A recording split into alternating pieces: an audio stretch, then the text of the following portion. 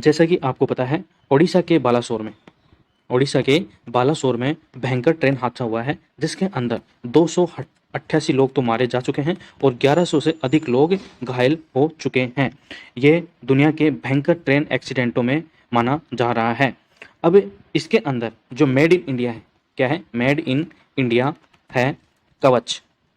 तो कवच क्या है और क्यों इसकी चर्चा हो रही है इतनी ज़्यादा, कैसे ये काम करता है, तो हम उसके बारे में जानेंगे। क्या होता है कवच, जिसकी हादसे के बाद खूब हो रही है चर्चा? बालेश्वर में भीषण ट्रेन दुर्घटना के बाद एंटी कोलिजन डिवाइस कवच। तो कवच क्या है? एंटी कोलिजन डिवाइस है, जिसकी खूब चर्चा हो रही है। अगर इस मार्ग पर कवच होता तो इतनी बड़ी दुर्घटना नहीं होती। दुर्घटना स्थल का दौरा करने पहुंची बंगाल की मुख्यमंत्री ममता बनर्जी ने टक्कर रोधी प्रणाली एंटी कोलिजन सिस्टम न होने पर चिंता जताई। यह जमशेदपुर से जितेंद्र सिंह की रिपोर्ट है और कटेसी यानी कि जो ये सोर्स है, ये जो कटिंग है पेपर की, वो है दैनिक जागरण से।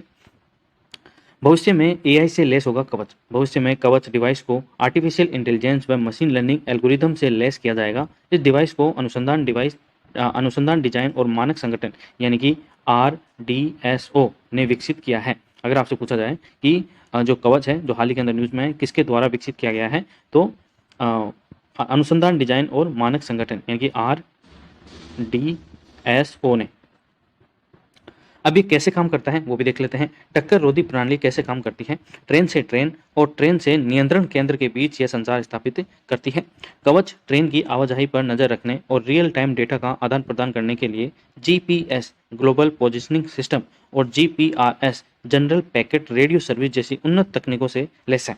कहने का मतलब ये है कि हेड टू हेड कोलिजन होता है, यानी कि ये ट्रेन इधर से आ रही है और ये ट्रेन इधर से आ रही है, तो ये दोनों आपस में कनेक्ट होने के बाद आपस में जैसे ही संचार होता है तो 400 मीटर के बीच डिस्टेंस के साथ ये दोनों रुक जाएगी और टक्कर होने से बच जाएगी, क्योंकि ये दोनों ट्रेनों पर लगा होता है और दोनों आपस में जब सिग्नल भेजते हैं और सिग्नल कनेक्ट हो जाता है तो ये 400 मीटर के अंतराल पर रुक जाती है।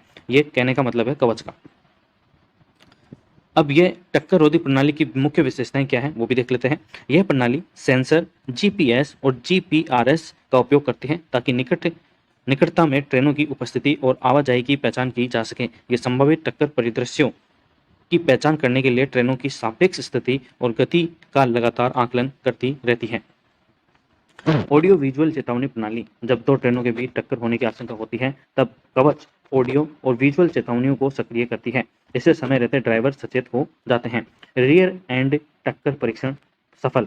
कवच का रियर एंड टक्कर परीक्षण सफल रहा है। परीक्षण के दौरान कवच ने आगे के लोको के 380 मीटर पहले रोक दिया, मतलब लगभग 400 मीटर पहले ही रोक दिया था।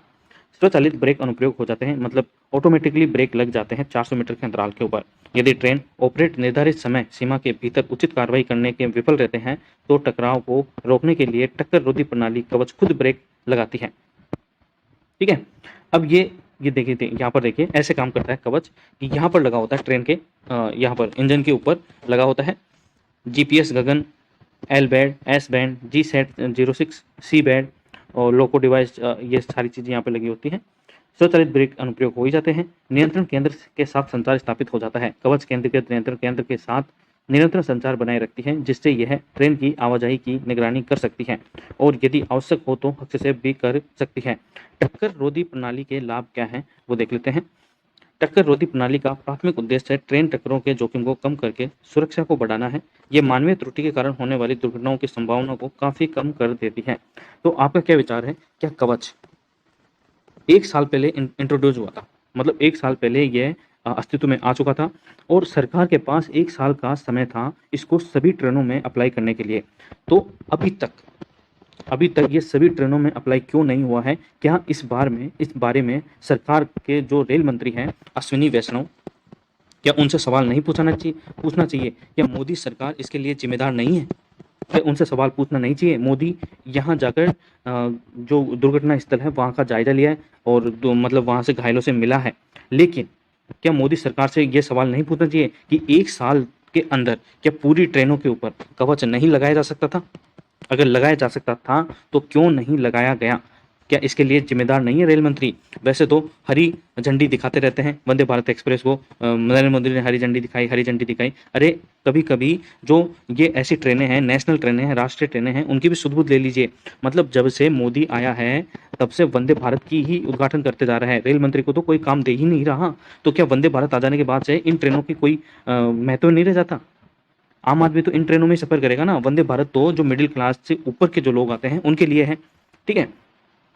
तो आपका क्या विचार है इन सब बातों के ऊपर, आप मुझे कमेंट बॉक्स में ज़रूर बताएं। और अगर आपको ये वीडियो पसंद आया तो प्लीज़ वीडियो को लाइक करें, शेयर करें और चैनल को सब्सक्राइब भी ज़रूर करें। Thank you so much.